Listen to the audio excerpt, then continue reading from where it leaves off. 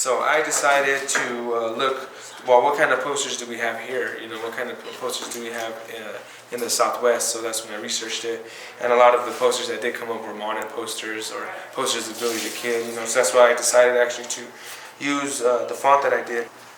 One aspect I also did, because we were talking about borders and immigration and things like those issues, so I wanted to show kind of what a border means here. Usually borders in the Southwest are just barbed wire fences, and usually a barbed wire fence is only used to herd cattle, you know. So when it comes to having borders or having, a lot of people will say that what makes America great is its laws, you know, which is dumb, because to govern means to control. So these people are basically saying that they love to be controlled, you know, so they love those laws. But if you really think about it, no one wants to be controlled. Everybody wants to be free. So hopefully they can reflect and have an open mind and see that we don't need any borders, you know. And at first I had decided to put just the Americas inside of the palm of the hand. A lot of these immigration laws or whatever, they don't realize that Mexicans or Chicanos are just as much native as I am. So I wanted to show that we are all related. But when we were talking in the group, they had asked, are we thinking about global issues or are we thinking about local issues? And to me, I consider myself a local to the planet Earth. So all of it, the whole globe is my local area. So that's when I decided to add the other continents.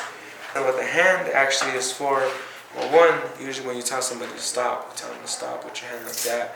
So I did that as a universal symbol for stop, but also to show that we are related through our hands. Though mine is dirty, you know, there was a line that one of my friends, Clara Natanaba, her poem when I was talking with the people and deciding what image I was going to use, a line that she had talked about, talking about that we're all clans of the five-fingered, we're all members, you know.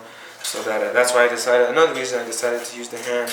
The paint or the blood signifies what we go through. You know, one, as artists, we're leaving paint. Like I said, I have paint on my hands, so that could be the paint dripping. Or also, if we were taking action, if we were fighting, that it could be the blood. That kind of happens when we meet violent people or people who are opposing us with hate. Because from the Southwest, we still deal with oppression to other people, and we also want to express ourselves. So I also added some of these symbols which are associated with Native peoples and other indigenous cultures. So it can mean any people, you know. There's also universal kind of feel behind it, since it does have the world on there.